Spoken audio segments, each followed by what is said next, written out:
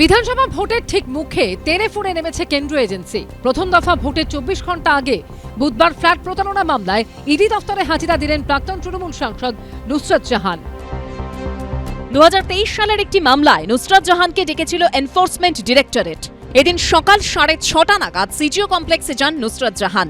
তিনি কিন্তু ইডি দপ্তরে এসে পৌঁছেছেন। সকাল 11টার পর তাকে জিজ্ঞাসাবাদের প্রক্রিয়া শুরু করবেন ইডির গোয়েন্দারা। প্রায় 8.5 ঘন্টা ধরে চলে জিজ্ঞাসাবাদ।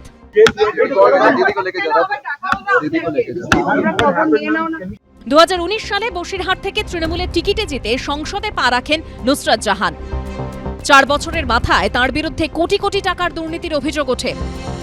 অভিযোগকারীদের দাবি 2013-14 সালে রাজারহাটে ফ্ল্যাট তৈরির জন্য 429 জনের কাছ থেকে 5,55,000 টাকা নেয় 7 সেন্স ইনফ্রাস্ট্রাকচার প্রাইভেট লিমিটেড নামে একটি সংস্থা। ফ্ল্যাট তৈরির জন্য ওই সংস্থা মোট 23,95,95,000 টাকা তোলে, কিন্তু 9 বছরেও তারা কেউ ফ্ল্যাট পাননি বলে অভিযোগ। উল্টে তাদের টাকা দিয়ে ওই সংস্থার অন্যতম ডিরেক্টর নুসরত জাহান ফ্ল্যাট কিনেছেন বলে চাঞ্চল্যকর অভিযোগ ওঠে। প্রতারণার অভিযোগে নুসরতের বিরুদ্ধে ইডির কাছে অভিযোগ জানান বিজেপি নেতা শঙ্কুদেব পণ্ডা। এত মানি সাইফনিং হয়েছে, অবিলম্বে এটাতে হচ্ছে ইডির এনকোয়ারি প্রয়োজন। আমরা কমপ্লেন করেছি ইডিতে, আমরা ওয়েট করছি।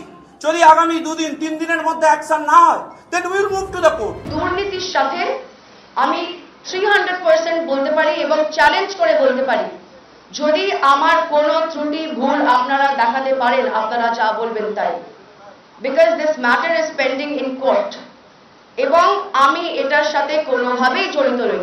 2023-এর 12 সেপ্টেম্বর সিজিও কমপ্লেক্সে নুসরতকে প্রায় 6.5 ঘন্টা ধরে জিজ্ঞাসাবাদ করে ইডি। 2024-এর জানুয়ারিতে আলিপুর আদালতেও হাজিরা দেন প্রাক্তন তৃণমূল সাংসদ।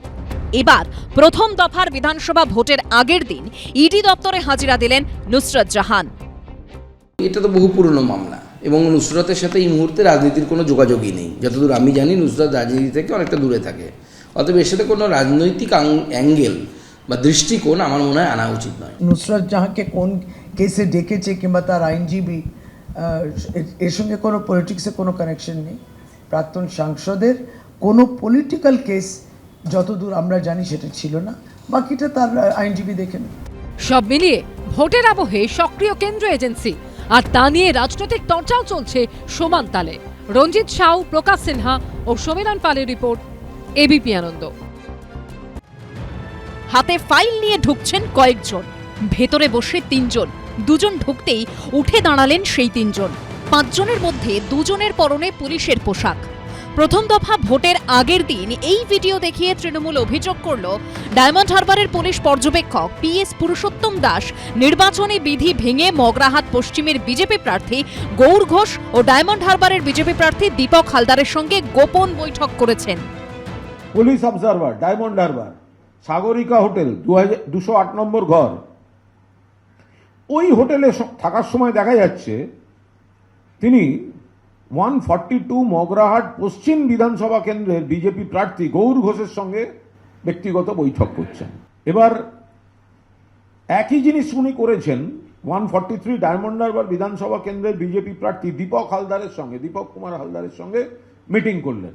পার্টিকুলার বিজেপি প্রার্থী এবং বিজেপির এজেন্টদের সঙ্গে তাদের এত কিসের বৈঠক?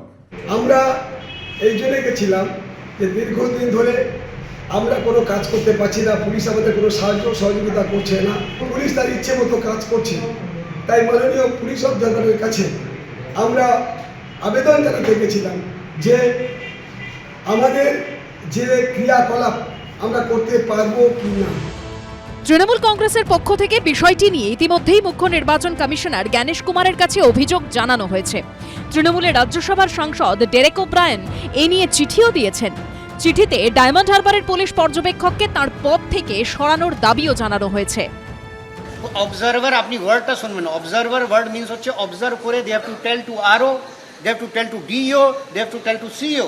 CO was himself saying they are not here for picnic, they are there, their role is observation and they have to give that observation to the authorities. They will act.